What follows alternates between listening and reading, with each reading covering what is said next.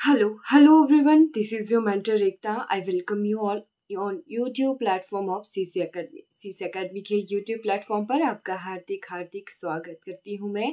और आज है सैटरडे और आज हमारा स्पेशल वीडियो रहता है उस वीएड पोर्शन का, टीचिंग पोर्शन का, जो भी पीजीटी एग्जाम्स में आता है, राइट। तो आज आपके लिए कॉम्प्लीमेंट्री पार्ट रहेगा। आज मैंने 20 क्वेश्चंस की जगह लिए हैं लगभग 35 क्वेश्चन। तो ये जो 35 क्वेश्चन हैं ये आपके आने वाले एग्ज़ाम के लिए बहुत इंपॉर्टेंट रहेंगे। अगर आपने कल एग्ज़ाम देने जाना है तो इस वीडियो को ज़रूर देखिएगा। संडे को जो भी एग्ज़ाम है वो उसके लिए ये वीडियो बहुत इंपॉर्टेंट रहेगी, क्योंकि मुझे ऐसा लगता है, प्रोबेबिलिटी है कि यहाँ से लगभग 4 से 5 क्वेश्चन जो है रिपीट होंगे, या रिपीट नहीं होंगे तो इसी तरीके के कुछ क्वेश्चन आएंगे।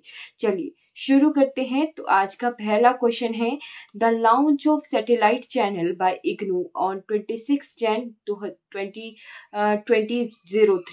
26 January 2003 for technological education for the growth and development of distance education is. तो इग्नू का जो लॉन्च किया गया था सैटेलाइट 26 जनवरी 2003 को, उसका नाम क्या रखा गया है चैनल का?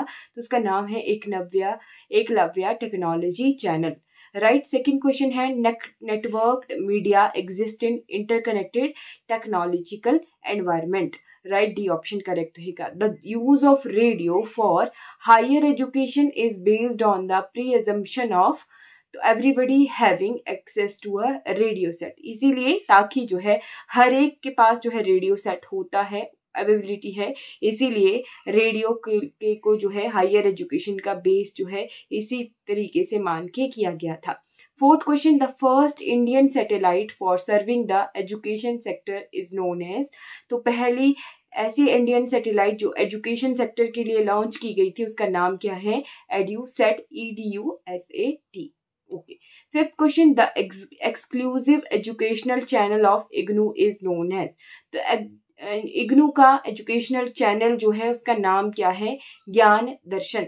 यहीं पर ही आपको ज्ञान वाणी भी दिखेगा। तो ज्ञान वाणी जो है एक ऑडियो चैनल है इन्हीं का ही, और ये जो ज्ञान दर्शन है ये वीडियो चैनल है इग्नू का। Okay. Six question, massive open online courses MOOCs are. तो मूक्स हैं क्या? तो ये है flexible and open form of self directed online learning designed for mass participation, कि खुद ही जो है स्टूडेंट पढ़ें, अपने स्पीड के हिसाब से अपनी असेसमेंट भी करें, राइट। उसके लिए मूक्स जो है मैसिव ओपन ऑनलाइन कोर्सेज जो हैं शुरू किए गए हैं। नेप्टल की फुल फॉर्म पूछी गई है। NPTEL stands for national programme on technology enhance learning होगा ये, राइट, लर्निंग होगा। ओके, ध्यान रखना है, ये एग्जाम में पूछा भी गया था। चलिए eight question, information and communication technology includes. तो आईसीटी में होता क्या है? ऑनलाइन लर्निंग होती है, बिल्कुल सही। Learning through on the use of EDUSAT, बिल्कुल सही, हमने देखा था इंडिया का सैटेलाइट है एड्यूसेट। वेब बेस्ड लर्निंग होती है, बिल्कुल सही। ये तो जो तीनों ही हैं ये आईसीटी में इंक्लूड किए जा सकते हैं। डी ऑप्शन करेक्ट रहेगा। Ninth question, AView the software that has been developed under the NMEICT is basically develop for. तो जो ये अब्यू करके सॉफ्टवेयर है ये किस लिए डेवलप किया गया है? तो ये टीचर्स की ट्रेनिंग के लिए डेवलप किया गया है। ए ऑप्शन करेक्ट है। 10th question, constructivist approach to teaching learning process is being emphasized at all levels of education. Which of the following method is mainly based on this approach? तो constructivist approach में कौन सा जो method है वो आता है? तो यहाँ पे ऑप्शन नंबर डी करेक्ट रहेगा। ये सभी कंस्ट्रक्टिविस्ट अप्रोच के हैं। प्रॉब्लम सॉल्विंग भी, प्रोजेक्ट मेथड भी, डिस्कशन मेथड भी, ये सभी इसके आंसर रहेंगे। 11th question, who has given the taxonomy of teaching objective। तो टीचिंग ऑब्जेक्टिव जब भी बीएड की जाती है, ब्लूम्स टैक्सोनॉमी हम देखते हैं, तो वो टैक्सोनॉमी BS ब्लूम के द्वारा दी गई थी। ए ऑप्शन करेक्ट रहेगा, BS Bloom. Okay. 12th question, inductive method is most suitable for. Inductive जो मेथड है वो किस लिए सुटेबल है ज्यादा? तो स्टेबलाइजिंग द प्रॉब्लम, जो हमारी प्रॉब्लम है उसे स्टेबल करना और उसे सॉल्व करने के लिए जो है मतलब उसको स्टेबल करके सॉल्व करना, वही जो है इंडक्टिव मेथड का मेन पर्पस रहता है। 13 question, who originated the term kindergarten.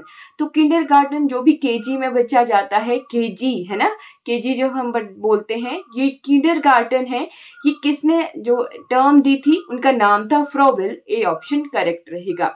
14th question, the project is that purposeful work which is done with complete devotion in the social atmosphere. The statement is that of, ये statement किसकी है, तो ये है Kilpatrick की। T option correct रहेगा, Kilpatrick की। 15th question, out of following which teaching method covers all domains of objective of teaching। तो यहाँ पे ब्लूम्स टेक्सोनॉमी है, जहाँ पे हर एक डोमेन, जो 3 डोमेन्स हम देखते हैं, वो तीनों की तीनों डोमेन जो हैं यहाँ पे ब्लूम्स टेक्सोनॉमी में इंक्लूड की गई होती हैं। Okay. 16th question, which method gives importance to the mental conclusion. तो यहाँ पे कौन सा वाला मेथड है जो मेंटल कंक्लूजन में सबसे इंपॉर्टेंट है? लेक्चर कम डेमोन्स्ट्रेशन। यहाँ पे प्रॉब्लम सॉल्विंग मेथड रहेगा, सी ऑप्शन करेक्ट रहेगा। 17th question, in order to nurture creativity a teacher should use which of the following method. तो यहाँ पे क्रिएटिविटी को जो है बताने के लिए जो ब्रेन स्टॉर्मिंग एक मेथड है, वो बहुत इंपॉर्टेंट मेथड है जब भी किसी की क्रिएटिविटी बाहर लानी हो। ब्रेन स्टॉर्मिंग से में होता क्या है, वैसे बेसिकली बैठते हैं, बहुत सारे आइडियाज को खोजते हैं और उन्हें जो है अपने सामने प्रोड्यूस किया जाता है। बस वही ब्रेनस्टॉर्मिंग मेथड है कि याद कर करके चीजों को जो है सॉल्व करना, उस तरीके से हम कह सकते हैं। 18th question, the national knowledge commission NKC was headed by. तो एनकेसी जो कमीशन था, ये सैम पिट्रोडा के द्वारा हेड किया गया था। सी ऑप्शन करेक्ट रहेगा।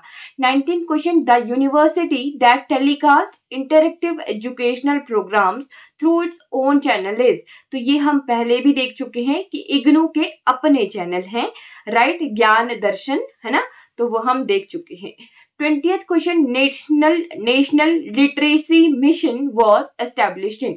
नेशनल लिटरेसी मिशन कब आया था? 1988 में। बी ऑप्शन करेक्ट रहेगा। 21st question, national council of educational research and training was established in. NCERT, right, NCERT की फुल फॉर्म भी आपको पता होनी चाहिए, national council of educational research and training. इसकी एस्टेब्लिशमेंट कब हुई थी? 1961 में। ए ऑप्शन करेक्ट रहेगा। IGNOU was setup in year. तो इग्नू को कब सेटअप किया गया था? Indira Gandhi national open university, full form जो है पता होनी चाहिए, 1985 में ये एस्टेब्लिश की गई थी। 23rd question, the main objective of national mission on teacher and training is to improve. तो क्वालिटी ऑफ टीचिंग, सिंपल सी चीज कि टीचर की ट्रेनिंग क्यों की जानी चाहिए, ताकि टीचर अपडेट हो हर एक नए नए मेथड के, हर एक टेक्नोलॉजी से, नए जमाने से अपडेट हो। इसीलिए जो है national mission on teacher training शुरू किया गया था, क्वालिटी ऑफ टीचिंग को बढ़ाने के लिए, टीचिंग क्वालिटी को बढ़ाने के लिए। 24th question, NITI Aayog is a. NITI Aayog है क्या? It is a advisory and non statutory body. कब इसकी एस्टेब्लिशमेंट हुई थी? 2015 में हुई थी। ध्यान रखना है, 1 जनवरी 2015 को। 25th question, ministry of human resource development include. तो एमएचआरडी अब जो है वैसे तो ये पहले था एमएचआरडी, राइट, अब एजुकेशन मिनिस्ट्री अलग से है, बट यहाँ पे अब इसे एजुकेशन मिनिस्ट्री ऑफ एजुकेशन कहते हैं, बट उससे पहले department of elementary education, secondary, women education, सभी को इंक्लूड किया जाता है एमएचआरडी में। Okay. 26th question, which of the following language is term as most suitable language for the computer software as reported in Forbes magazine। तो Forbes magazine के तहत सबसे इम्पॉर्टेंट कौन सी लैंग्वेज है जो कि कंप्यूटर सॉफ्टवेयर के लिए मोस्ट सुटेबल है? वो है इंग्लिश, राइट। तो हमने सारा का सारा कवर किया है बीएड पोर्शन का, जो 4 चैप्टर दिए हैं, वहां पे आईसीटी भी है, मूक्स है, तो हर एक चीज को इंक्लूड करके चले हुए हैं। 27th question, by which of the following year the minimum degree qualification for teaching is going to be a 4-year integrated B.Ed program। तो बोला गया है कि जो NEP 2020 है, उसके हिसाब से कब से जो है 4 साल की बीएड की डिग्री को मान्यता दी जाएगी। तो वो है 2030 तक के बाद ये हो जाएगा कि आपको 4 ईयर इंटीग्रेटेड बीएड डिग्री मिले, राइट। डी 2030 का ये टारगेट रखा गया है। 28 question, which of the following agency will develop the national curricular framework for school education, NCFSE 2020-2021। ये आ भी चुकी है, राइट। करिकुलम आ चुका है, ये NCERT ने इसे डेवलप करना है, right. 29 question, in NEP 2020 the current 10+2 system to be replaced by a new curricular structure, which is the new curricular structure. What is the new curricular structure? तो हम पढ़ते हैं 10+2+3 सिस्टम। अब जो है NEP 2020 आ गई है, न्यू एजुकेशन पॉलिसी, तो उसके तहत ये जो 10+2+3 सिस्टम है, ये कौन से सिस्टम से रिप्लेस हो जाएगा? तो बी ऑप्शन करेक्ट रहेगा, 5+3+3+4। 5 यानी 3 साल आपकी आंगनवाड़ी, प्री नर्सरी या नर्सरी, फिर 2 सेकेंड क्लास तक, 5 साल वहां, 3 साल आगे 5th तक, 3 साल आगे 8th तक, और नेक्स्ट 4 आगे 9, 10 +1+2, राइट। तो बी ऑप्शन करेक्ट रहेगा। 30th question, who among the following was the chairman of newly constituted drafting committee NEP 2020 इन जून 2017? तो सिंपल सी चीज, जो न्यू एजुकेशन पॉलिसी तैयार की गई थी उसके चेयरमैन कौन थे? तो डॉक्टर के कस्तूरी रंजन जो थे। बी ऑप्शन करेक्ट रहेगा। 31st question, according to the national education policy 2020 by how much percentage the gross enrolment ratio in higher education to be raise? तो बोला गया है कि NEP के तहत जो है, NEP के अकॉर्डिंग जो एनरोलमेंट है वो लगभग 50% बढ़ जाएगी। यहीं पे ही ये टारगेट रखा गया है। 32nd question, blank will be created as an apex body for fostering a strong research culture and building research capacity across higher education as per NEP 2020। तो ये NRF जो है एक अपेक्स बॉडी रखी गई है रिसर्च के लिए, national research foundation. 33rd question, national committee for the integration of vocational education NCIVE will be set up as per new education policy 2020. Vocational education will start in schools from which grade? That will also include internship.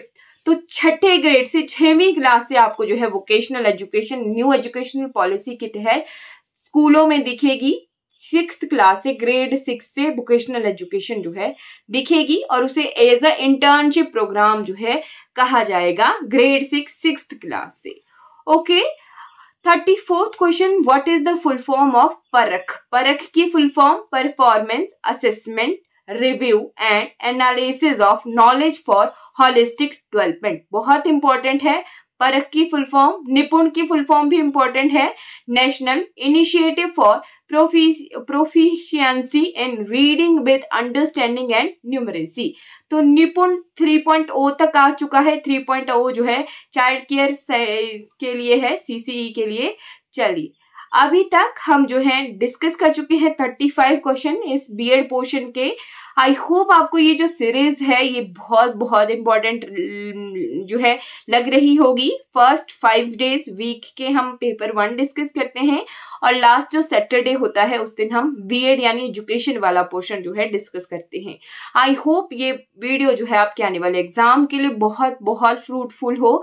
आशा करती हूँ आपका आने वाला exam बहुत बहुत बहुत अच्छा हो। All the best for your exam. आपका आने वाला समय शुभ हो। Thank you so much for watching this video.